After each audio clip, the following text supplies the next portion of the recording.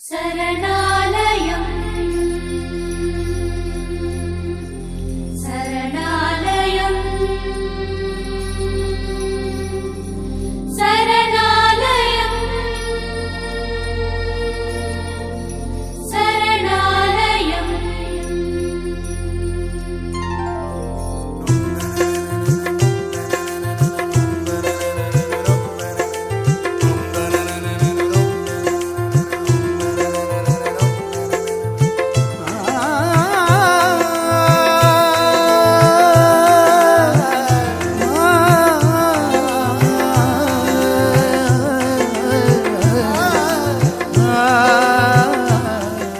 சமுதாயத்தில் ஒரு பெரிய பங்களிப்பை செய்து கொண்டிருக்கிறவர்கள் தன் நேரம் முழுவதுமாக பொது வாழ்க்கையிலே மக்கள் முன்னேற்றத்திற்காக தங்களை அர்ப்பணித்து கொண்டவர்கள்.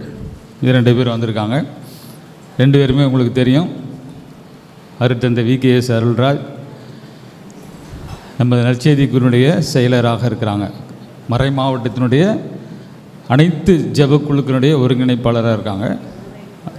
அருட்சகோதரி மெடோனா சிஸ்டர். இப்போ அவர்களை பற்றி ஒரு சில வார்த்தைகள்.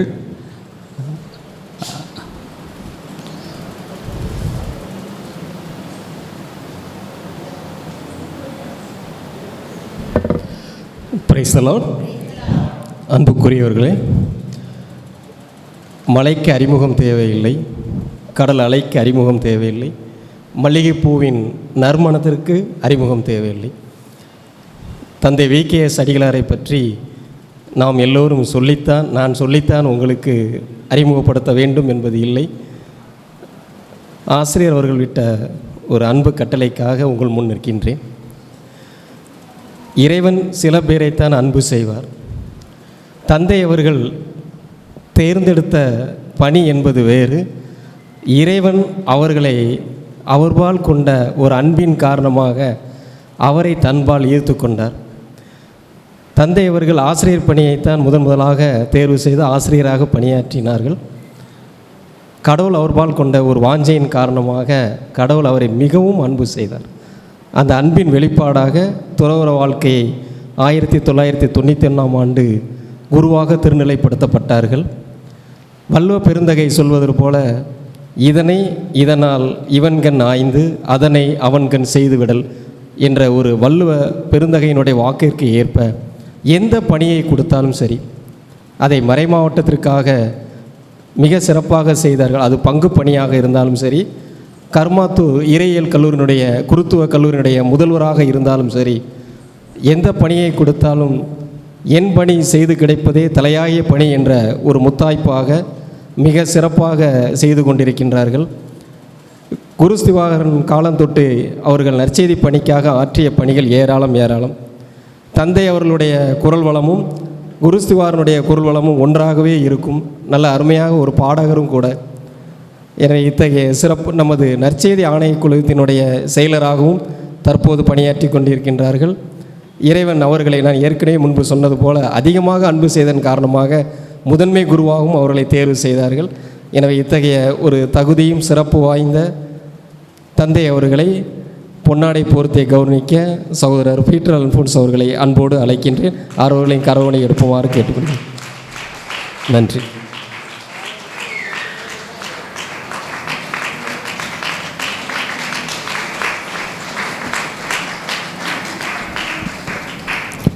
அன்புக்குரியவர்களே, அருட்சகோதரி மெடோனா ICM சபையை சார்ந்தவர்கள்.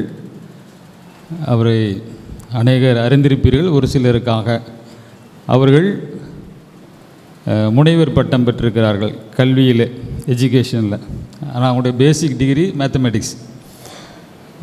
நான் சர்வீஸ் காலேஜில் 87 வேலைக்கு வந்த புதிதில் அவங்க STC காலேஜில் இருந்து காம்படிஷனுக்கு குயிஸ் ப்ரோக்ராமுக்கெலாம் வருவாங்க. அவ்வளோ ஆர்வமாக அப்பயே தெரிந்து கொள்ள வேண்டும், புதிய காரியங்களை தெரிந்து கொள்ள வேண்டும், கற்றுக்கொள்ள வேண்டும் என்று ஒரு உள்ளார்வம். அப்போ எத்தனையோ மாணவர்கள் நம்ம படிக்கிறோம், எல்லாருக்குமே அந்த அறிவு வளர்வதில்லை. இந்த உள்ளார்வத்தோடு கிரேசி சொன்னதுல ஜெபத்தில் கூட நாம் உள்ளார்வத்தோடு அபிஷேகத்தை பெற்றுக்கொள்ள வேண்டும் நினைக்கும் பொழுது ஆண்டவர் நம்மை நிரப்புவார். அல்லேலூயா. அதே போல் கல்வியில் ஒரு ஆர்வத்தோடு படித்தவர்கள் அருட்சகோதரியாகி பல நிலைகளை கடந்து இன்று தூய இஞ்ஞாசியார் கல்வியியல் கல்லூரியிலே முதல்வராக உயர்ந்து நின்றிருக்கிறார்கள். அல்லேலூயா. அன்றைக்கி ஒரு நாள் ஒரு இக்னேசியஸ் கான்வெண்ட்டில் அங்கே கேட்டில் ஒரு அட்டெண்டர் இருந்தாங்க. இப்போ நாங்கள் இக்னேசியஸ் ஹெச்எம் பார்க்க போகிறோம் அப்படின்னு சொல்லியிருந்தோம். எதுக்கு அப்படின்னாங்க, எங்களுக்கு நம்ம மகளிர் இளம் பெண்கள் தியானம் நடத்த போகிறோம். அன்றைக்கி பிஎட் காலேஜில் அவங்களுக்கு கான்வெகேஷன் டே, அதாவது பட்டமளிப்பு விழா. அப்போ அந்த சமயத்தில் பிஎட் காலேஜ் பட்டமளிப்பு விழா இருக்குமேன்னு அந்த பொண்ணு எங்கிட்ட கேட்டுச்சு, சொன்னிச்சு. நான் சொன்னேன், சிஸ்டர் மேடனாகிட்ட நாங்கள் சொன்னோம், முதல்ல கடவுளுக்கு தான் முதலிடம். அல்லேலூயா. நீங்கள் நடத்துங்க, நாங்கள் வேறு ஹால் இருக்குது, நாங்கள் அங்கு சென்று கொள்ளுறோம் என்று கடவுளுடைய வார்த்தைக்கு விட்டு கொடுக்கக்கூடிய ஒரு பண்பு கொண்டவர்கள். நல்ல கவுன்சிலிங் நிறைய மாணவிகளுக்கு, ஆசிரியர்களுக்கு மற்றும் பொதுமக்களுக்கு தன்னுடைய அறிவை பயன்படுத்துகிறவர்கள். மட்டுமல்ல, இன்றைக்கி இவங்க 2 பேர் வந்திருக்கிறது என்ன அப்படின்னா, ஆரம்பத்திலே சொன்னேன், உங்களுடைய கேள்விகளுக்கு கூடியவரை அவங்க பலரை சந்தித்திருப்பார்கள், பல அனுபவங்களை பெற்றிருப்பார்கள், பல புத்தகங்களை படித்திருப்பார்கள். அதில் அவங்க உணர்ந்தவற்றை உங்களோடு பகிர்ந்து கொள்வார்கள். எனவே இந்த நேரத்தில் அருட்சகோதரி மேடனா அவர்களை உங்கள் சார்பாக வருக வருக என்று வரவேற்கிறேன். நமது டீச்சர் லீமா ரோஸ் அவர்கள் இந்த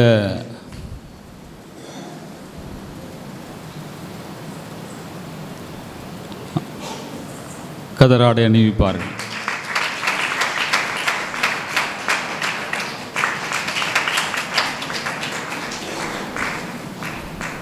அவங்க முகத்துலேயே எவ்வளோ கிரேஸ் இருக்குது பாருங்கள். அல்லேலூயா. அவங்கள பார்க்க போகும்போதே அங்கே உட்காந்துருப்பாங்க, அப்படியே முகத்தில் ஒரு புன்முறுவலோடு பேசி கொண்டிருப்பார்கள். ஆச்சரியமாக இருக்கும். இவங்கள போல் நம்மளும் சந்தோஷமாக இருக்க முடியலையான்னு ஒரு சந்தோஷமாக தான் இருப்போம், ஆனால் முகத்தில் ஒரு புன்முறுவல் எனக்கு கூட கொஞ்சம் ஏக்கமாக இருக்கும். அல்லேலூயா. எனவே அருட்சகோதரியும் அருட்தந்தையர்களையும் வரவேற்கிறோம். இப்பொழுது நீங்கள் கேள்விகள் கேட்கலாம், அப்படி இல்லைன்னா அவங்க கேள்விகள் கேட்பாங்க.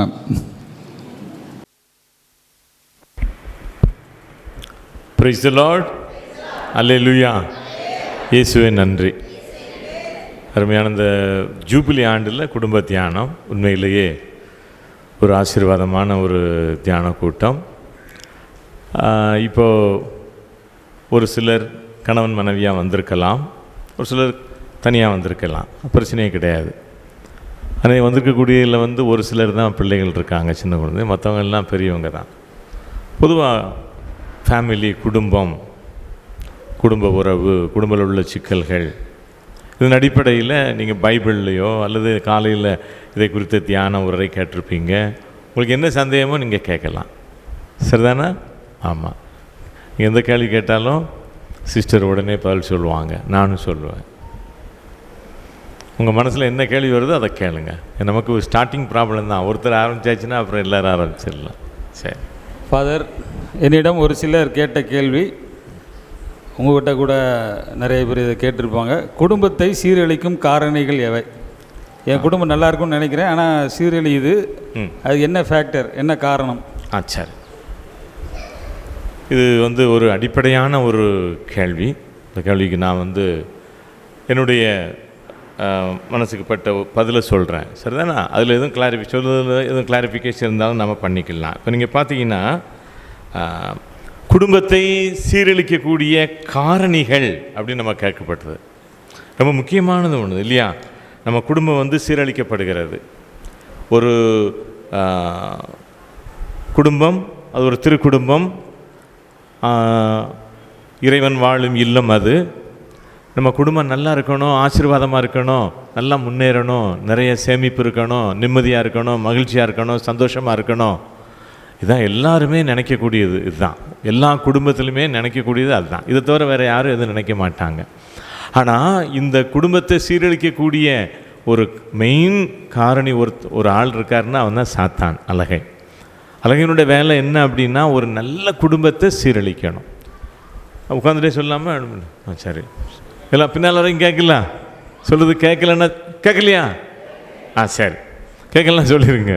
இப்போ பாருங்களேன், அப்போது எல்லா குடும்பமும் இப்போ ஒரு திருமணம் என்பது நம்ம சொல்கிறோம், இது திருமணம் என்பது கடவுளால் சொர்க்கத்தில் நிச்சயப்படுது, கடவுளால் ஏற்பாடு. இந்த காரியம் ஆண்டவரால் நிகழுது, ஆண்டவரால் நிகழக்கூடிய ஒரு குடும்பம் தான். ஆனால் அந்த குடும்பத்தில் சோதனைகள் உண்டு, குழப்பங்கள் உண்டு, எல்லாம் உண்டு. அதை தாண்டி வரணும். அதுதான் இயேசுனுடைய வாழ்க்கையில் அவர் தனி மனுஷனாக இருந்த போதும் அவருடைய வாழ்க்கையில் சோதனைகள் உண்டு, குழப்பங்கள் உண்டு. இப்போது நான் ஸ்ட்ரைட்டாகவே சொல்கிறேன் பாருங்களேன். விவிலிய அடிப்படையில் நீங்கள் பார்த்தீங்க அப்படின்னா 2 தீமோத்தேயு 3வது அதிகாரம் முதல் வசனம், இந்த பைபிளில் உள்ளதை சொல்லிவிட்டு அப்புறம் நான் யதார்த்தமாக ப்ராக்டிக்கலாக என்னென்னு சொல்லி ஷார்ட்டாகவே முடிச்சிருந்தேன். நீங்கள் இந்த குறிப்பை வைத்து கொள்ளுங்கள். இப்போ ஒரு குடும்பத்தை என்னென்ன காரணிகள் சீரழிக்கிறது ஒரு குடும்பத்தை, அந்த பகுதியை நீங்கள் வாசித்து பார்த்தீங்கன்னா அங்கே சாத்தான் நுழைந்து இதை சீரழிக்கிறான் அப்படின்னு அந்த பகுதியில் சொல்லப்பட்டிருக்கிறது. நீங்கள் நேரம் இருக்கும்போது எல்லாருமே பைபிள் வச்சுருக்கீங்க, அதை பார்த்துக்கிடலாம். 2 தீமோத்தேயு 3வது அதிகாரம் முதல் வசனம் என்ன சொல்லுது பார்த்தீங்களா? இறுதி நாட்களில் கொடிய காலங்கள் வர இருக்கின்றன. பார்த்தீங்களா? குடும்பம் அந்த அளவுக்கு சீரழிஞ்சு போகுது. ஒரு குடும்பம் வந்து முதல்ல அப்படி வாயை பழந்துட்டு ஒரு கரித்துண்டை விழுங்குவது போல சாத்தான் ஒரு குடும்பத்தையே விழுங்கிருந்தான். குடும்பத்தை உள்ள நுழைஞ்சி ஒவ்வொருத்தரையாக மாற்றிருந்தான் பாருங்க. அதில் அந்த குடும்பத்தை சீரழிக்கும் காரணங்கள் என்னென்ன அப்படின்னு கேட்டதுனால நான் உங்களுக்கு சொல்கிறேன். வரிசையாக நீங்கள் பாருங்கள். 2 தீமோத்தேயு 3வது அதிகாரம் 2வது வசனம் முதல்ல என்ன சொல்லுது? தன்னலம் நாடுவோர். அதுதான், வேற ஒன்றுமே கிடையாது. ஆண்டவர் இயேசு என்ன சொல்லியிருக்காரு பார்த்தீங்களா? சீடத்துவத்தினுடைய இலக்கணம் என்ன சொல்லியிருக்கிறார் ஆண்டவர்? நம்ம எல்லாம் ஆண்டவருடைய சீடர்கள், இயேசுனுடைய சீடர்கள். இந்த சீடத்துவத்துக்கு ஆண்டவர் வந்து லூக்கா, மார்க்கு, மத்தேயு எல்லாத்துலேயுமே சொல்லியிருக்கிறாரு. என்னை பின்பற்ற விரும்பக்கூடிய ஒருவர் எப்படி வரணும்? தன்னலம் சுயநலம் துறந்து சிலுவையை தூக்கு. தன்னலத்தோட தூக்க வேண்டான்ட்டார். சிலுவையை தூக்கிட்டு வான்னு சொல்லலை. ஆனால் எவ்வளோ பெரிய பாரமான சிலுவை கூட தூக்கிட்டு போயிடலாம். இயேசு சுமந்ததை விட பாரத்தை கூட சுமந்துடலாம், ஒரு சிலர் சுமந்துடலாம் நம்ம. ஆனால் அவர் ஒரு அண்டர்லைன் பண்ணி விட்டார் பார்த்தீங்களா? தன்னலம் துறந்து சிலுவையை தூக்கிட்டு வா, அதுதான் என் சீடர் அப்படின்னாரு. இப்போது முதல் பாயிண்டே அதான் சொல்லியிருக்குது. குடும்பத்தை சீரழிக்கக்கூடிய காரணி ஃபஸ்ட்டு வந்து சுயநலம், தன்னலம். அது கணவனாக இருக்கலாம், மனைவியாக இருக்கலாம், பிள்ளையாக இருக்கலாம். சரிதானே? அடுத்ததை பாருங்க, என்ன காரணம் சொல்லப்பட்டிருக்குது? பண ஆசை உடையோர். பார்த்தீங்களா? Money minded. அது கணவனோ மனைவியோ யாரா மணி மைண்டடாக இருந்தால் குடும்பம் சீரழிக்கப்படுது. இது யார் கொண்டு வரா? உள்ள சாத்தான் வந்துடுதான். சாத்தான் வந்து கணவனையோ மனைவியோ வந்து பணத்துக்கு இம்பார்ட்டன்ஸ். மனைவி வந்து பிள்ளைகளே பார்க்க மாட்டாங்க, பணம் பணம் பணம் பணம் போயிட்டே இருப்பான். கணவன் வந்து மனைவியோ பிள்ளைகளே பார்க்க மாட்டார், பிஸ்னஸ் பணம் பணம் போயிட்டே இருப்பான். அதான் பண ஆசை உடையோர். அடுத்து வீம்பு பிடித்தல். அதுதான் பெரிய காரியம். என்ன ஒரு காரியத்தை செய்ததுக்கு வீம்பு, நான் செய்யவா நீ செய்யவா, 2 பேரும் செய்யாமல் 3வது இன்னொருத்தர் செய்துட்டு போயிடுவாங்க பாருங்க. அடுத்து செருக்கு உடையோர். பார்த்தீங்களா? செருக்கு வந்து ஒரு மனிதனை சீரழிக்கு. சாதாரணமாக சொல்லுவோம், அவன் எப்படி சீரழிஞ்சான்னு தெரியுமா? அந்த குடும்பம் எப்போ செருக்கு, அந்த செருக்குடையோர். அடுத்து பழித்துரைப்போர். கணவன் மனைவி ஒருத்தரை பழித்துரைத்தல். உங்கள் வீட்டுக்காரர் எங்கேயா போயிருக்காரு, அது எங்கே போச்சு எனக்கு என்ன தெரியும், அது எங்கே போச்சோ, என்ன ஆடு மாடை பற்றி விட்ட மாதிரி, அது எங்கே போச்சோ காலையிலே போச்சு சொல்லியிருக்காங்க ஒரு சிலர். நானே கேட்டிருக்கேன், ஏமா உங்கள் வீட்டுக்காரருங்க சாமி அது காலையிலே எஞ்சி எங்கேயோ போச்சு, எங்கே போச்சுன்னே தெரியல அப்படின்ட்டு. ஆமாம் இல்லையா? செருக்கு பழித்துறை, ஒருத்தரை பழித்துறை. அடுத்து என்ன போட்டிருக்கு? பெற்றோருக்கு கீழ்ப்படியாத தன்மை. தொடக்க நூல்ல அதுதான். கீழ்ப்படிதல் இல்லை என்று சொன்னால் ஆண்டவர் என்ன பண்ணிட்டாரு? ஏதேன்ஸ் தோட்டத்தை விட்டு வெளியே போன்ட்டார்.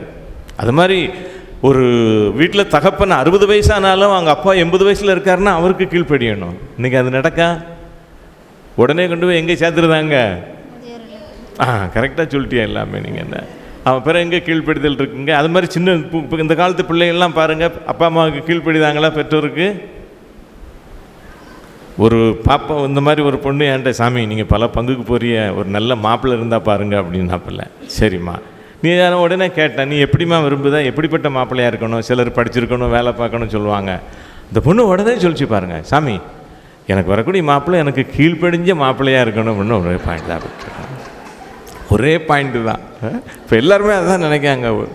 யார் கீழ்ப்படுது? கணவன் மனைவிக்கா, மனைவன் கணவனுக்கா? எபேசியரில் நமக்கு அதை குறித்து அருமையாக சொல்லப்போ. அடுத்து என்ன பாருங்க? நன்றியற்றோர். இது குடும்பத்தை சீரழிக்கக்கூடிய ஒரு பெரிய காரியம். மனைவி வந்து நல்லா சமையல் பண்ணிருக்காங்கன்னா கணவன் தேங்க்ஸ், இன்றைக்கி சாப்பாடு சாம்பார் அது என்னம்மா இது தேனாமிரதமாக இருந்துச்சு அப்படின்னு சொல்கிறதே ஒரு தேங்க்ஸ் தான். அது காலையில் எழுப்பி பணி செய்கிறாங்க, கணவன் மனைவிக்கு நன்றி சொல்வதில் தப்பே கிடையாது. சொல்லணுமா அப்படின்லாம் கிடையாது. ஒரு உற்சாகப்படுத்துதல், நன்றி சொல்லலாம், வாழ்த்துன்னு சொல்லலாம். இன்றைக்கி அருமையாக இருந்துச்சு பாயசம், சூப்பர், வாழ்த்துக்கள். இங்கே நம்ம டயஸில் ஒரு ஃபாதர் இருக்கிறார், யாரை பார்த்தாலும் 3 சொல்வார், நன்றி, வாழ்த்துக்கள், பாராட்டுக்கள். உங்களுக்கு தெரியுமா என்னன்னு தெரியல, யாரை பார்த்தாலும் சொல்வார். நீங்கள் கேள்விப்பட்டு அந்த நம்ம டயஸில் ஒரு ஃபாதர், நான் பேர் சொல்லணும்னாலும் சொல்கிறேன், என்ன சொன்னாலும் சரி, யாரை பார்த்தாலும் சரி, வாங்க பிரதர், நன்றி, வாழ்த்துக்கள், பாராட்டுக்கள். ஒன்றுமே சொல்லியிருக்க மாட்டாங்க, ஒன்றும் செஞ்சுருக்க மாட்டாங்க. நீங்கள் வேணால் நீங்கள் வரும்போது நீங்கள் கண்டுபிடிச்சிருவீங்க.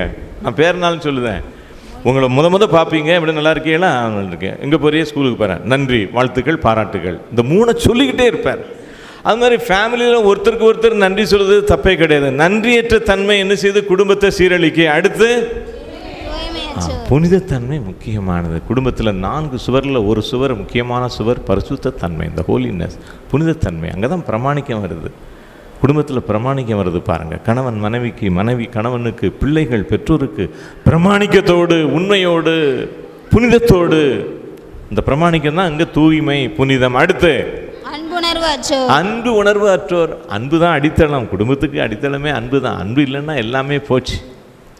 அன்பில் தான் வீடே கெட்டப்படுது. அன்பு இல்லைன்னா அந்த வீடே இடிஞ்சு போச்சு போங்க. அப்போ அன்பற்ற தன்மை வந்து சீரழிக்கு குடும்பத்தை. அடுத்து ஒத்து போகாதவர். அவர் நமக்கு ஒத்தே வர மாட்டார், டைவர்ஸ் பண்ணிட வேண்டியதான். ஒத்து வரல, உடனே டைவர்ஸ் தான். ஒத்து வரல, ஒரு சின்ன விஷயத்துக்கு கூட ஒத்து வரலன்னா உடனே டைவர்ஸ்க்கெலாம் போகக்கூடிய அளவு. அடுத்து புறங்கூறுதல். இதே வேலை தான். ஒருத்தரை பற்றி குடும்பத்தில் ஒருத்தருக்கு ஒருத்தரே புறங்கூறுதல். அடுத்து தன்னடக்கம். இல்லையா, தன்னடக்கம் வேணும் குடும்பத்தில் வந்து கணவனோ மனைவியோ பிள்ளைகளோ குடும்பத்துடைய மகன் மகள், தன்னடக்கம். அடுத்து வன்முறை இருக்கவே கூடாது. வன்முறை இருக்கவே கூடாது. நீங்கள் நம்பினாலும் சரி நம்பாக்கணும் சரி. ஒரு கத்தோலிக்க திருச்சபையில் உள்ள ஒருத்தர் பெரியவர் வீட்டில் மனைவி அடிக்கிறதுக்கு ஒரு சாட்டை வச்சிருக்கிறாரு. அந்த அம்மா அந்த காமிக்கணும், இந்த பாருங்க, இந்த சாட்டை வச்சு தான் பாரு அடிக்கிறாரு. அவர் ஒரு பெரிய மனுஷன், பெரிய ஆஃபீஸராக இருந்து ரிட்டையர்ட் ஆனவர். மனைவி அடிக்கிறதுக்கு ஒரு சாட்டை கம்பு வச்சுருக்கிறாரு. சாட்டையை பாதியாக கட் பண்ணி வச்சுருக்கிறாரு. சார் அடிக்கிறது மனைவி. வன்முறை வீட்டில் பாருங்கள், வன்முறை. சில இடத்துல இப்படி நடக்க, சில இடத்துல மனைவி கணவன் அடிக்கிறதுக்கு கத்தி வச்சுருப்பாங்க. சில இடத்துல அதுவும் சில இடத்துல இருக்கத்தான் சரி பாருங்க. குடும்பத்தில் இப்படிலாம் வன்முறைகள் ஆங்காங்கே. இது வந்து பொதுவாக எல்லாம் இல்லை, எக்ஸப்ஷனெல்லாம் அங்கங்கே இருக்குது. அப்போ இது குடும்பத்தை சீரழிச்சிருது. பார்த்தீங்களா, சீரழிச்சிருது. அதுதான் நம்ம பார்க்குறோம். அடுத்து பாருங்க, நன்மையை விரும்பாதவர். இது என்ன கூத்து, யாருமே நன்மையை விரும்பாமல் இருப்பாங்களா? அடுத்து துரோகம் செய்வோர். மலாக்கியா 3:1 பார்த்தியா, நம்பிக்கையுள்ள நீங்கள் உன் மனைவிக்கு நீ துரோகம் செய்யாதே. மலாக்கியா 3:1 நமக்கு சொல்லப்பட்டிருக்கிறது இல்லையா. கடவுள் தேர்ந்து கொடுத்துருக்கிறாரு, அதனால் நீ துரோகம் செய்யாத. கணவன் மனைவிக்கு துரோகமே செய்யக்கூடாது. எந்த விஷயத்திலையும் சரி, பொருளாதாரத்திலையும் சரி, ஒழுக்க நெறியிலையும் சரி, என்ன செய்யக்கூடாது, துரோகம் செய்யக்கூடாது. அடுத்து கண்மூடித்தனமாக, அதை அடிக்கிறது வைக்கிறதெல்லாம் கண்மூடித்தனமாக செயல்படுதல். அடுத்து தற்பெருமை. ஒருத்தர் மட்டம் தட்டு, அதாவது ஒருத்தர் தம்பட்டம் அடித்தா குடும்பம் தரமட்டம் ஆகிப்போம் இல்லையா. அந்த மாதிரி இங்கே வந்து என்ன சொல்லுது நமக்கு பார்த்தீங்களா, தற்பெருமை கொள்ளுதோர், கண்மூடித்தனமாக செயல்படுவோர். அடுத்து கடவுளை விரும்புவதை விட சிற்றின்பத்தை அதிகம். இதுதான் முக்கியமான பாயிண்ட். ஒரு குடும்பத்தில் வந்து அது இருக்கணும், கடவுளை அதிகம் விரும்பணும். அதை விட உலக காரியங்கள், சிற்றின்பத்தை அதிகமாக விரும்பக்கூடிய காரியங்களாக நம்ம இது எல்லாம் உங்களுக்கு 18 காரியங்கள் சொல்லப்பட்டிருக்கிறது. அதை எண்ணி பாருங்க, மொத்தம் 18 காரியங்கள். இந்த 18 குடும்பத்தை என்ன செய்யுது, சீரழிக்கிறது. இதில் எல்லாரும், ஒவ்வொரு குடும்பமும் கவனமாக இருந்து கொள்ளுங்கள். Praise the Lord. அல்லேலூயா. அருமையாக விவிலியத்தை மேற்கோள் காட்டி நீங்கள் பதில் சொன்னீங்க. Thanks father. இப்போ அடுத்து சிஸ்டர்கிட்ட ஒரு கேள்வி இந்த சகோதரி கேட்குறாங்க. சிஸ்டர், மகிழ்ச்சியான குடும்ப வாழ்க்கைக்கு எது முக்கியம்?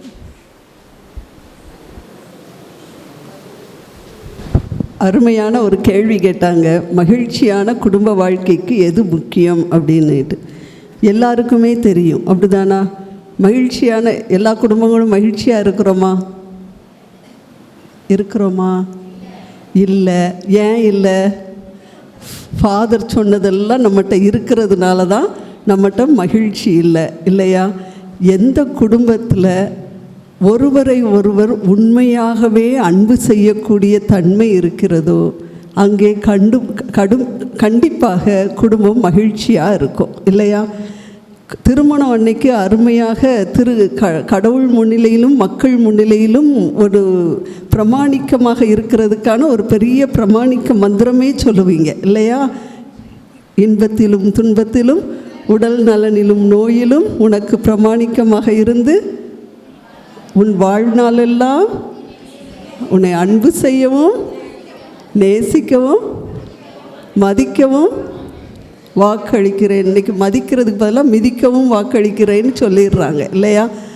அப்போது உன்னை உண்மையாகவே நான் அன்பு செய்வேன் அப்படின்னு சொன்னால், அன்பு செய்கின்ற பொழுது தன்னலம் என்பதற்கு அங்கே இடமே இருக்காது. இன்றைக்கி ஏன் தன்னலம் அதிகமாக இருக்கிறது அப்படின்னு சொன்னால், எனக்கு வேண்டியதெல்லாம் என்னிடம் இருக்கிறது.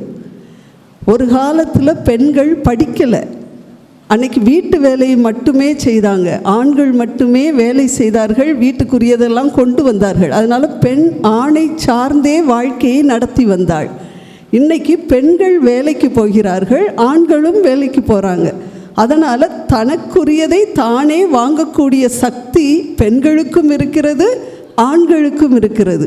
அதனால் உன்னை சார்ந்து தான் என் வாழ்க்கை இருக்கணும் அப்படிங்கிறது அங்கே இல்லாமல் போயிடுது.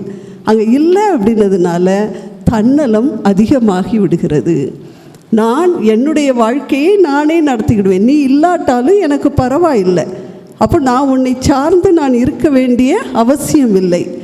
உண்மையான அன்பு என்பதற்கு ஆண்டவர் சொல்லுவார், ஏசாயா இறைவாக்கினர் புத்தகம் 49வது அதிகாரத்தில் சொல்லுவார், இல்லையா? தாய் உன்னை மறந்தாலும் தாயின் அன்பு வற்றி போகுமோ? வாசிங்க பார்ப்போம். 49வது அதிகாரம் 1வது வசனத்தில் இருந்து. தீவு நாட்டினரே எனக்கு செவி கொடுங்கள், தொலைவாழ் மக்களினங்களே கவனியுங்கள். கருப்பையில் இருக்கும் போதே ஆண்டவர் என்னை அழைத்தார், என் தாய் வயிற்றில் உருவாகும் போதே என் பெயர் சொல்லி கூப்பிட்டார். என் வாயை கூரான வாள் போன்று ஆக்கினார், தம் கையின் நிழலால் என்னை பாதுகாத்தார். என்னை பளபளக்கும் அம்பு ஆக்கினார், தம் அம்பரா தூணியில் என்னை மறைத்து கொண்டார். அவர் என்னிடம், நீயே என் ஊழியன், இஸ்ரேலே உன் வழியாய் நான் மாற்றியுறுவேன் என்றார். நானோ, வீணாக நான் உழைத்தேன், வெறுமையாகவும் பயனின்றியும் என் ஆற்றலை செலவழித்தேன். ஆயினும் எனக்குரிய நீதி ஆண்டவரிடம் உள்ளது, என் பணிக்கான பரிசு என் கடவுளிடம் இருக்கிறது என்றேன். யாக்கோபை தம்மிடம் கொண்டு வரவும் சிதறுண்ட. இப்போ அவர் உங்கள் தன்னை விட அதிகமாக நம்மை அன்பு செய்து நாம் பிறக்கிறதுக்கு முன்னாலே நம்மை தேர்ந்து கொண்டவர் இறைவன், இல்லையா? அப்போ ஆண்டவர், நான் உன்னுடைய தாயின் வயிற்றில் நீ உருவாகிறதுக்கு முன்னாலே உன்னை தேர்ந்தெடுத்திருக்கிறேன் என்று சொல்கிறார். அதே மாதிரி தான் குடும்பத்தில் உள்ள ஒவ்வொருவரையும் கடவுள் தேர்ந்தெடுத்திருக்கிறார். ஒவ்வொருவரையும் தாய் குழந்தையை அன்பு செய்வதற்கு அதிகமாக அன்பு செய்யக்கூடியவராக கடவுள் இருக்கிறார். இதில் என்ன சிக்கல் அப்படின்னு சொன்னால், இன்றைக்கி தாயுடைய அன்பு என்ன அப்படிங்கிறது குழந்தைகளுக்கு தெரியாமல் போகுது. நம்மளுடைய குழந்தைகள், நீங்கள் குழந்தையாக இருக்கும்போது உங்கள் பெற்றோர்கள், உங்களுடைய அம்மா அப்பா உங்களை தோளில் சுமந்தார்கள், இல்லையா? இன்றைக்கி ஃபேஷன் என்னவா போச்சு, ஒரு ட்ராலி மாதிரி ஒரு வண்டியை வச்சு குழந்தை பிறக்கும் போதே நம்ம என்ன செய்துடுறோம், குழந்தைய நம்மளுடைய உணர்வுகளை தொடாதவாறு பிள்ளைகளை தள்ளி கொண்டு போயிடுறோம், இல்லையா? பிள்ளைகளுக்கு எது வேண்டுமானாலும் வாங்கி கொடுக்கிறோம். நல்லது எது பழபழன்னு இருக்குதோ அதெல்லாம் பிள்ளைகள் கேட்குறாங்க. ஃபேஷனாக இருக்கிறதெல்லாம் பிள்ளைகள் கேட்கிறார்கள், அதையெல்லாம் வாங்கி கொடுக்குறோம். நுகர்வு கலாச்சாரம் நம்ம குடும்பங்கள் அதிகமாக வந்துடுறது. வருகின்ற காரணத்தினால எனக்கு என்ன வேண்டுமோ எனக்கு எல்லாம் கிடைக்கிறது, அழகானதெல்லாம் நன்றாக இருக்கிறது, அழகற்றவை எதுவும் நன்றாக இல்லை என்ற ஒரு கலாச்சாரத்தை நாம் உள்ளே கொண்டு வர்றோம். நீங்கள் எங்கே இருக்கும்போது அழகாக இருந்தீங்க, வயசாகும்போது என்னவா இல்லை, அழகாக இல்லை. அப்போ பிள்ளை நினைக்கிறா, அம்மா அழகாக இருக்கிறது வரை தான் எனக்கு அம்மா வேண்டும், அழகாக இல்லைன்னா அம்மா வேணுமா? வேண்டாம். அதனால் குடும்பத்தில் மகிழ்ச்சி இல்லை, அன்பு இல்லை. அம்மாவை உடனே எங்கே கொண்டு போய் விடணும்? முதியோர் இல்லத்தில் விட வேண்டும். அப்போ எங்கு அன்பு இருக்கிறதோ, எங்கு விட்டு கொடுத்தல் இருக்கிறதோ, எங்கு ஒருவரை இந்த தன்னலம் துறந்து பிறருடைய நலத்தை பேணக்கூடிய ஒரு பண்பு இருக்கிறதோ, தியாகம் இருக்கிறதோ, அங்கு குடும்பம் மகிழ்ச்சியானதாக இருக்கிறது. கரெக்டா? Thank you sister. இதே பாயிண்டில் ஃபாதர் ஏதாச்சும் கருத்து சொல்ல வரீங்களா?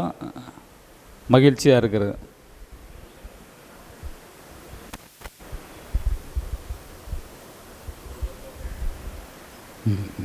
இப்போ மக்கள் கேட்கலாம். அதை தெளிவாக சொல்லிட்டாங்க. அந்த இதில் வேறு அந்த இதில் மகிழ்ச்சி அப்படிங்கிறதுக்கு வேறு எதுவும் உங்களுக்கு கிளாரிஃபிகேஷன் எதுவும் இருக்குதா? ஃபர்தர் வேணுமா உங்களுக்கு?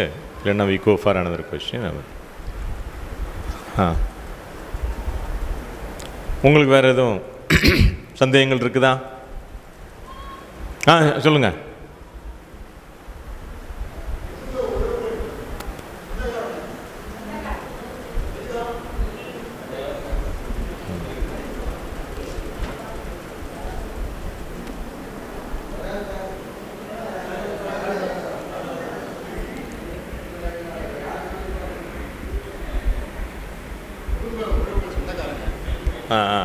சொல்லுங்கள். அப்போ எல்லாத்துங்க குடும்ப உறவுகள், சொந்தங்கள் வந்து இப்போ கொஞ்சம் தூரமாக போகிற மாதிரி தெரியுது. ஒரு காலத்தில் ஒரு திருமணம், ஒரு நிகழ்ச்சின்னாலாம் வருவாங்க, தங்கியிருப்பாங்க, சந்தோஷமாக கொண்டாடுவாங்க.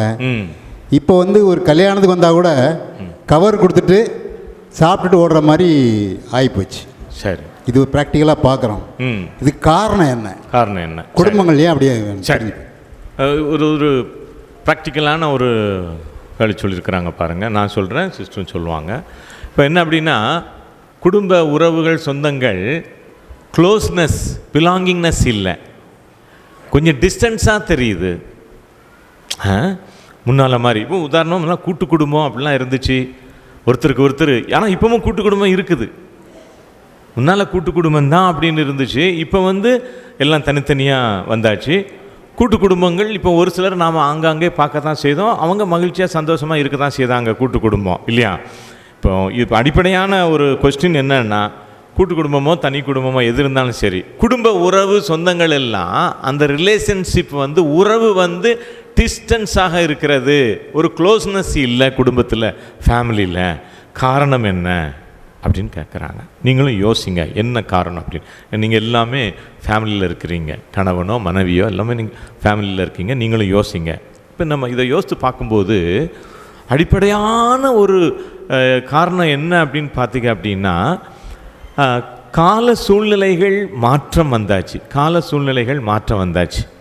இப்போது ஒரு ஃபேமிலியிலே பார்த்தீங்கன்னா, நான் வந்து நடந்தே சொல்கிறேன். ஒரு ஃபேமிலியிலே பார்த்தீங்கன்னா, இப்போ 2 நிகழ்ச்சி நான் சொல்கிறேன் பாருங்கள். ஒன்று வந்து அந்த ஃபேமிலியில் எந்த அளவு அவங்க ஃபேமிலியில் உள்ள பிள்ளைகள் பேரை கூட கேட்குறாங்க.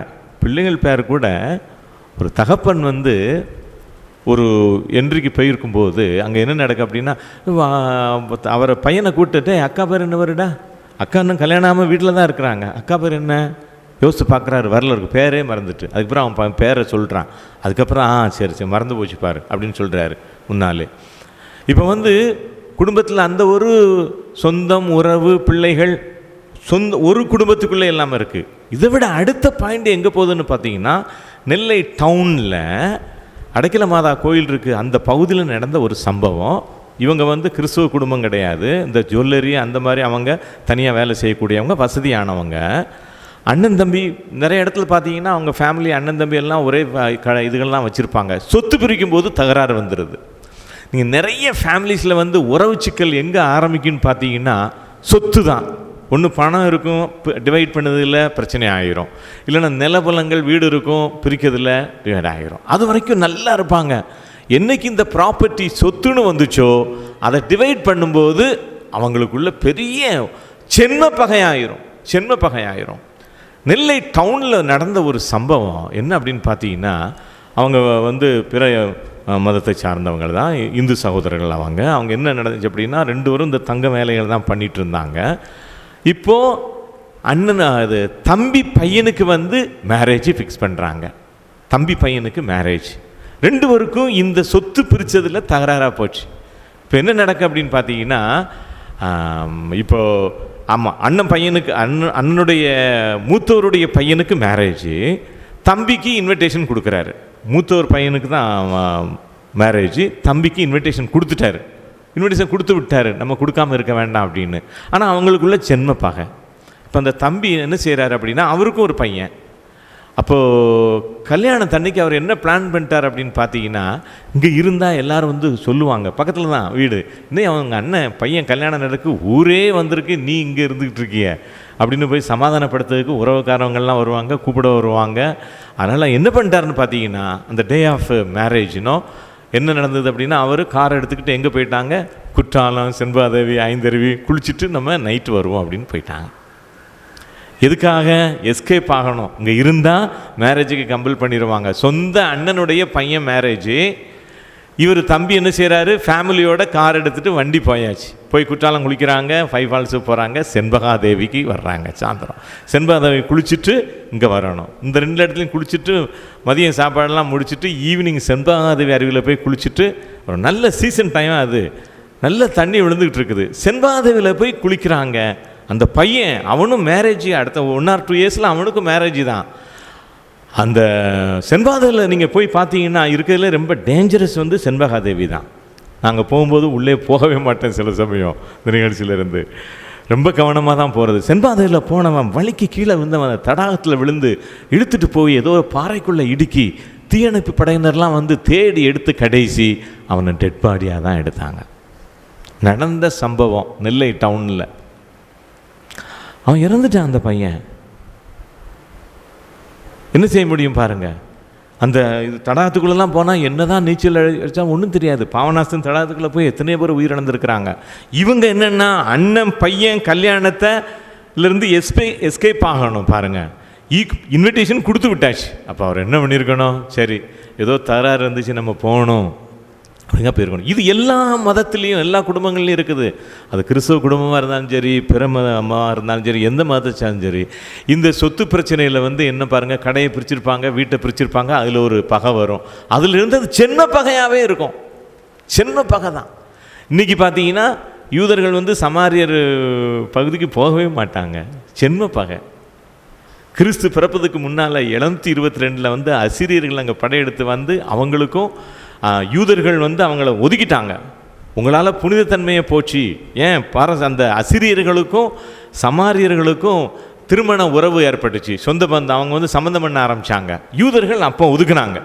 உங்களால் புனிதத்தன்மையை கெட்டு போச்சு, எருசலேமினுடைய புனிதத்தன்மை கெட்டு போச்சு அப்படின்னு சொல்லி சமாரியர் பக்கமே போகாமல் இருந்தாங்க. எப்போ? இயேசு பிறப்பதற்கு 700 வருஷத்துக்கு முன்னால். இன்றைக்கி இயேசு பிறந்து 2025. இன்றைக்கும் போக மாட்டாங்க. இன்றைக்கி யூதர்கள் சமாரிய பகுதிக்கு போகவே மாட்டாங்க. சுற்றி தான் போவான். யோர்தானை சுற்றி கலிலேயாவுக்கு வருவான். சமாரியர் பகுதிக்கு போகவே மாட்டான். ஏன்? ஒரு பகை. நீங்கள் கேட்டீங்க பற்றிங்களா, எதனால் குடும்பத்தில் இந்த மாதிரி இப்படி இருக்குத உறவுக்கு? இதென்னா பகை உணர்வு. நீங்கள் அந்த பகையை பார்த்தீங்கன்னா சின்ன விஷயமா இருக்கும், இல்லைன்னா பெரிய விஷயமா இருக்கும். உள்ளத்தில் அந்த பகையிலிருந்து கடைசி வரை வெளியே வாரதே கிடையாது. ஏன்?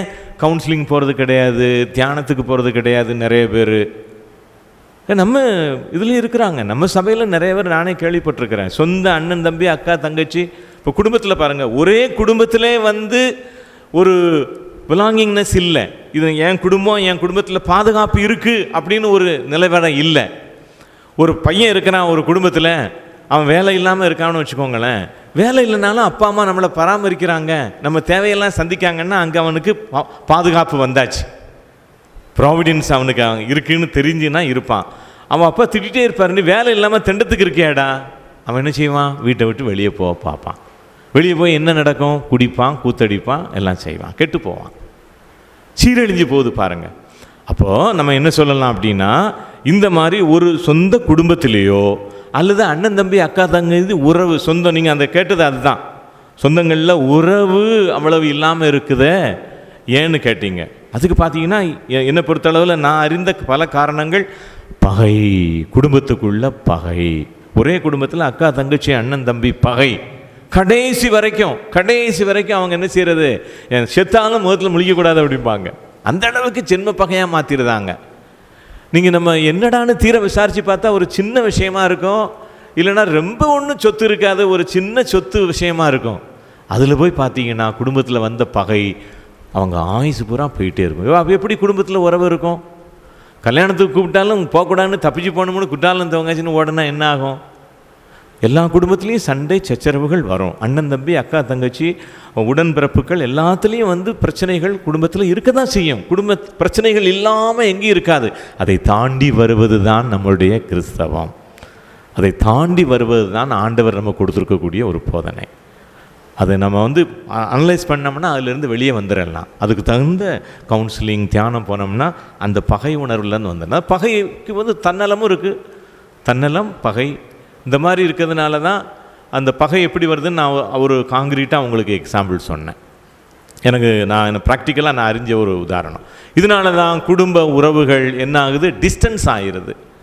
ஒரு குடும்பத்தில் நமக்கு ஒரு ப்ரொடெக்ஷன் இருக்குது, ஒரு ப்ராவிடன்ஸ் இருக்குதுன்னு யாருமே குடும்பத்தில் நினைக்கிறது இல்லை. ஒரு இப்போ அண்ணன் தம்பி அக்கா தங்கச்சி இருக்கிறாங்க, தங்கச்சி வீடு ஒன்று, அக்கா வீட்டில் நிறைய எல்லாரும் வேலை பார்க்குறாங்க, நல்ல வசதி. தங்கச்சி வீட்டில் வந்து வருமானமே கிடையாது, எந்த வருமானமும் கிடையாது, தினசரி வேலை செய்கிறாங்க. அந்த வீட்டில் ஒரு நிகழ்ச்சி வருது, அக்கா வந்து கொடுக்குறாங்களா? ஒரு மருத்துவ செலவு கூட கொடுக்கறது கிடையாது. உனக்கு காப்பீட்டு திட்டம் இருக்கும், அது இருக்கும், போ அங்கே போ இங்கே போ. சரி, கடவுள் நமக்கு இவ்வளோ கொடுத்துருக்குறாரு, தங்கச்சிக்கு வந்து ஒரு வருமானமும் கிடையாது, நம்ம ஏன் அவங்களுக்கு இந்த செலவு செய்யக்கூடாது? அதே போல் அண்ணன் தம்பி.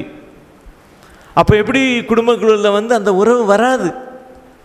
அவங்க சொல்லி காமிச்சிருவான். அவங்க உள்ளே நினைப்பாங்கல்ல, நான் எவ்வளோ கஷ்டப்பட்டேன், அவன் 5 ரூபாய்க்கு 10 ரூபாய்க்கு வட்டிக்கு வாங்கினேன், என் அண்ணன் இவ்வளோ பணம் வச்சுருக்காரு, எங்கள் அக்கா பெரிய கோடீஸ்வரியாக இருக்காங்க, ஒரு கடன் கூட ஒரு 50,000 கடன் கூட கொடுக்கலையே, கொடுத்துருந்தாங்கன்னா நான் வட்டிக்கு வாங்கியிருக்க மாட்டேன். எத்தனை பேர் சொல்லிகிட்டு இருக்கிறாங்க? நான் தான் அந்த சீரழிக்கக்கூடிய காரியங்கள் எல்லாம் நீங்கள் இங்கே நினச்சி பார்த்தாலும் சரியாக வரும். இதில் ஒரு புதுசாக பகை உணர்வு வந்துடுது. நான் அதை தான் கோடிட்டு காட்டுறேன். பகை இருக்கும்போது அங்கே அன்பு இருக்காது, உறவு இருக்காது. பகை இருக்கும்போது அன்பு இருக்காது, உறவு இருக்காது, சொந்த பந்தம் எல்லாம் இருக்காது. நம்ம போய் சொன்னால் யார் என் அண்ணன், அவன் யாரோ அப்படின்ட்டுருவாங்க. உங்கள் அண்ணன் வீட்டில் கல்யாணம், அது யார் யாது, அவர் யாரோ எனக்கு தெரியாது அப்படின்ட்டுருவாங்க. அந்த அளவுக்கு ஒரு பிளவு, ஒரு பிரிவு அடிப்படையானது பகை உணர்வு. பொருளாசை எல்லாத்துக்கும் ஆணிவேர். தீமோத்தேயுவில் சொல்லப்பட்டிருக்கு பார்த்தீங்களா? பொருளாசை எல்லாத்துக்கும் ஆணிவேர். அப்போது உறவுக்காக எதையும் இழக்க வர வேண்டும். இந்த பாயிண்ட்டை நம்ம வச்சுக்கணும். எனக்கு உறவு தான் முக்கியம், உறவுக்காக நான் எதையும் இழக்கேன், பணம் பதவி பட்டம் என் சொத்து சுகம் எல்லாம் போட்டும், எனக்கு வேண்டியது உறவு, எனக்கு வேண்டியது சொந்தம், எனக்கு வேண்டியது என் குடும்ப உறவு, என் சொந்த பந்தம், அதுக்கு நான் எல்லாத்தையும் இழக்கிறேன் அப்படிங்கிற ஒரு மேலான ஒரு உணர்வு வரணும். அது வரும். நம்ம ஆண்டவர்கிட்ட கேட்டால் விரும்பினா அது வரும். நீங்கள் கேள்வி கேட்டவங்களுக்கு சரியா அந்த கேள்வி கேட்ட சரிதானா, இன்னும் அதில் கிளாரிஃபிகேஷன் வேணுமா? சரிதானா? சொந்த பந்தங்களுக்கு கடைசி கேள்வி. இப்போ அருட் சகோதரி அவங்க பதில் சொல்லுவாங்க. வேற ஒருவர் இங்கே முன்னாடி வந்து கேள்வி கேளுங்க. யார் வர? அங்கே வாங்க, சீக்கிரம் விடுங்க, சீக்கிரம் விடுங்க.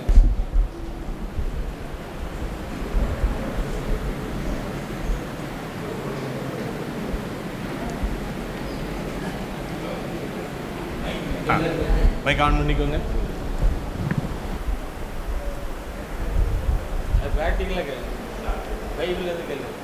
என் பொருட்டும் நற்செய்தியின் பொருட்டும் வீடுகளையோ சகோதர சகோதரிகளையோ தாயையோ தந்தையோ பிள்ளைகளையோ நிலபலன்களை விட்டுவிட்டு வரும் இம்மையில் 100 மடங்காக வீடுகளையும் சகோதரர்களையும் சகோதரிகளையும் தாயையும் நிலபலன்களையும் இவற்றோடு கூட இன்னல்களையும் மறுமையில் நிலைவாழ்வையும் பெறாமல் போகார். முதன்மையானோர் பலர் கடைசியாவார், கடைசியானோர் முதன்மையாவார். அருமையான ஒரு இறை வார்த்தை. கடவுளை மையப்படுத்தி நீ இந்த உலகில் உள்ள ஆசைகளை எல்லாம், உன்னுடைய உறவுகளை எல்லாம் எல்லாவற்றையும் விட்டுவிட்டு என்னை பின் சென்றாய் என்றால் இம்மையில் 100 மடங்கும் மறுமையில் இன்னும் அதிகமாக பெறுவாய் அப்படின்னு கடவுள் சொல்கிறாரு. கடவுளுடைய வார்த்தை ஒரு நாளும் வீண் போகாது இல்லையா? விண்ணும் மண்ணும் ஒழிந்து போகும், ஆனால் கடவுளுடைய வார்த்தை ஒருபோதும் அழியாது. இது என் வாழ்க்கையில் நான் கண்டுகொண்ட ஒரு இது. இப்போ நீங்கள் கல்யாணம் முடித்தவங்க, நீங்கள் இங்கேருந்து போகிறீங்க, உங்கள் மகா சென்னையில் இருக்கிறா, சென்னைக்கு போகிறீங்க, உங்கள் மகா எங்கே வரணும், ஸ்டேஷனில் வரணும், இல்லைன்னா ஏர்போர்ட்டில் வந்து உங்களை கூட்டிகிட்டு நீங்கள் எங்கே போகணும், அவங்க வீட்டுக்கு போகணும். இதுதான் உங்களுடைய வாழ்க்கை, கரெக்டாக? இல்லைன்னா நீங்கள் ஒரு ஆட்டோவோ காரோ எடுத்துகிட்டு போவீங்க. நாங்கள் அப்படி கிடையாது. உலகத்தில் எந்த எல்லைக்கு போனாலும் அங்கே நாங்கள் எல்லாத்தையும் விட்டுட்டு வந்திருக்கிறோம், கரெக்டு தானே இல்லையா? வீடு, சொந்தம், சூழல் எல்லாரையும் விட்டுட்டு வந்திருக்கிறோம். உலகத்தில் எந்த மூலைக்கு போனாலும் சரி, அங்கே யாராவது ஒருத்தர் என்னை அழைத்து செல்வதற்காக வந்திருப்பார்கள், சரியா? நான் உலகத்தில் எந்த மூலைக்கு போனாலும் சரிதான், நான் அங்கே போய் தங்குறதுக்கு ஐயோ நான் அந்த இடத்த தேடி பிடிக்கணுமேன்னு எனக்கு கவலையே இதுவரை இருந்ததில்லை. பெல்ஜியம் போயிருக்கேன், ரோம் போயிருக்கேன், ஃபிலிப்பைன்ஸ் போயிருக்கேன், நிறைய கண்ட்ரிஸ் போயிருக்கேன், வட இந்தியா போயிருக்கேன். வட இந்தியாவில் எங்கள் சபை கூட கிடையாது. கிடையாத இடத்துக்கு டேராடூனில் போய் ஒரு யங் சிஸ்டராக படிக்கிறதுக்கு போயிருக்கேன். அங்கெல்லாம் எனக்கு யாரையுமே தெரியாது, மொழி தெரியாது, எதுவுமே தெரியாது. ஆனால் மக்கள் வரவேற்றார்கள், மக்களே அரேஞ்ச் பண்ணாங்க, நீங்கள் இங்கே தங்குங்க அப்படின்னு சொன்னாங்க. 1 வருஷம் எனக்கு பாதுகாப்பாக இருந்தார்கள். எந்த இடத்துக்கு போனாலும், உலகத்தில் எங்கே போனாலும், உலகமெல்லாம் எனக்கு சொந்தம். இன்றைக்கி நீங்கள் எனக்கு சொந்தம், கரெக்டு தானா? என்னையை பார்த்த உடனே வாங்க சிஸ்டர் உட்காருங்கன்னு சொல்கிறீங்களா இல்லையா?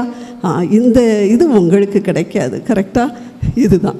அப்போ ஒருவன் உலகத்தில் உள்ள எல்லாவற்றையும் விட்டுவிட்டு என்னை பின் சென்றால் என்றால் உலகம் முழுவதும் அவனுக்கு சொந்தமாகிறது, அவ்வளோதான். கடவுளை நம்புபவங்களுக்கு எதுவுமே குறைவுபடாது. வாழ்க்கையில் கடவுளை மட்டும் நம்புகிறோம் அப்படின்னு சொன்னால் எதுவுமே நமக்கு குறைவுபடாது. இந்தியாவில் இருக்கக்கூடிய நம்ம, தமிழகத்தில் இருக்கக்கூடிய நம்ம ஜாதியின் பெயரால் ஒருவரை அடிச்சுக்கிடுறோம், அப்படிதானா? ஒருத்தர்கிட்ட ஒருத்தர் இவங்க அந்த ஜாதி இந்த ஜாதின்னு பார்த்துக்கிடுறோம். ஆனால் தமிழகத்தை விட்டு நான் பூனாவில் படிக்கிறதுக்கு போனேன், தியாலஜி படிக்க போனேன். அங்கே போகும்போது அவங்க எந்த ஜாதின்னு எனக்கு தெரியாது. ஆனால் எல்லாரும் என்னுடைய குடும்பத்தினர் ஆனோம், தமிழர்களாகி இவங்க தமிழ்நாட்டை சார்ந்தவங்க. உடனே அங்கே ஒரு பெரிய ஒரு பார்ட்டி இருக்கும், எல்லாம் இருக்கும். இதை விட்டுட்டு பெல்ஜியத்துக்கு ஒரு ப்ரோக்ராமுக்காக 3 மாதத்துக்கு போனோம். அப்போ பயங்கரமாக இந்தியாவுக்கும் பாகிஸ்தானுக்கு இடையில் பயங்கர போர், பயங்கரமாக டென்ஷன் இருந்துகிட்டு இருந்த நாள். ஆனால் நாங்கள் ரோட்டில் இப்படி ஒரு 13 சிஸ்டர்ஸ், யங் சிஸ்டர்ஸ் நடந்து போயிட்டுருக்குறோம். அங்கே ஒரு கடையை பார்க்குறோம், அழகாக இருக்குது இந்த கடை, இதை பார்த்தா நம்ம இந்திய நாட்டு கடை மாதிரி இருக்குதே அப்படின்னு லேசாக உள்ளே போகிறோம். உள்ளெல்லாம் போய் அங்கெல்லாம் போய் வாங்க முடியாது, எல்லாமே விலை அதிகம் இல்லையா? விண்டோ ஷாப்பிங்னு சொல்லுவோம். ஆனால் அந்த கடைக்குள்ளே உள்ளே போகிறோம். உள்ளே போனால் அங்கே நிற்கிற ஒரு பாகிஸ்தான்காரர், அவர் ஆயே அந்த ஆயே அப்படின்னு ஹிந்தியில் ரொம்ப அழகாக எங்களெல்லாம் உள்ளே வாங்கன்னு கூப்பிட்டாரு. கூப்பிட்டு கஹாசே ஆரே, எங்கேருந்து வர்றீங்க அப்படின்னு கேட்டார். நாங்கள் சொன்னோம் நாங்கள் இந்தியாவிலேருந்து வர்றோம் அப்படின்னோம். நாங்கள் இந்தியாவுக்கும் பாகிஸ்தானுக்கும் டென்ஷன் நடந்துகிட்ருக்கு. அவர் என்ன தெரியுமா சொன்னார்? வா, நீங்கள்லாம் இந்தியர்களா? நம்ம 2 பக்கத்து நாடு. ஏன்னா இருக்கிறது இப்போ எங்கே? பெல்ஜியத்தில், அது தூரத்தில் இருக்கிறோம். அப்போ நாங்கள் இருக்கிறது பக்கத்து நாடு, வாங்க உங்களுக்கு என்ன வேணுமோ ஃப்ரீயாக எடுத்துக்கோங்க, நீங்கள்லாம் என்னுடைய சகோதரிகள் மாதிரி அப்படின்னு சொன்னார். இவ்வளவுதாங்க உலகத்தில். நம்மை கடக்கின்ற பொழுது, பிறரை பற்றி கடவுளை பற்றி பிடித்து கொண்டிருக்கக்கூடிய பொழுது, கடவுள் உலகமெல்லாம் நமக்காக என்று தருவார். நம்மளுடைய குடும்ப வாழ்விலையும் அதே தான். எல்லாவற்றையும் இழந்து எனக்குன்னு நான் எதையும் வைத்து கொள்ளாமல் எல்லாம் என் குடும்பத்தினருக்காக என்னுடைய இறைவன் என்னோடு துணை நிற்கிறார் அப்படின்னு நீங்கள் நினைங்க. நான் சொல்கிறேன், உங்களுடைய கஷ்டங்கள் எல்லாம் உங்களை விட்டு அகலும், உங்களுடைய துன்பங்கள் அகலும், உங்கள் குடும்பத்தில் இருக்கக்கூடிய சிக்கல்கள் அகலும். உங்களுடைய குடும்பம் அபரிமிதமான வளமை பெற்ற குடும்பமாக இருக்கும். யங் ஒன்ஸ் கொஞ்சம் பேர் இருக்கிறீங்க. ஒரு அருமையான கேள்வியை அவர் கேட்டிருக்கிறாரு. நீங்கள் உலகத்தில் திருமணம் முடித்து வாழ்வதை விட எல்லாவற்றையும் இழந்து கடவுளுக்காக வந்தீர்கள் என்றால் உலகமே உங்களுக்குரியதாகிவிடும். நன்றி. கரெக்டா?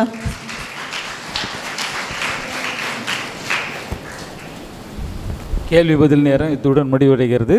இப்பொழுது இவர்களுக்கு நன்றி சொல்வதற்காக சகோதரர் Xavier. Praise the Lord. Hallelujah. குடும்ப தியானம். குடும்ப தியானத்தில் ஒரு அருட்தந்தைக்கு என்ன வேலை, குடும்ப தியானத்தில் ஒரு அருட்சகோதரிக்கு என்ன வேலை, இப்போ நான் கேட்குறதில்ல. பல ஆண்டுகளுக்கு முன்பாக ஆண்டவரை அறிந்து கொள்வதற்கு முன்பாக இத்தகைய நிகழ்வுகளுக்கெல்லாம் போகும் பொழுது அங்கே வந்து ஃபாதர் சிஸ்டர்ஸ்லாம் வந்து கிளாஸ் கொடுக்கும் பொழுது இந்த கேள்வி என்னுடைய மனதுக்குள்ளே எழுந்ததுண்டு. மணி அடித்தா சாப்பாடு, நினச்ச நேரம் தூக்கம், இவங்களுக்கு குடும்பத்தில் இருக்கிற பிரச்சனைகளை பற்றி என்ன தெரியும் என்றெல்லாம் சிந்தித்தது உண்டு.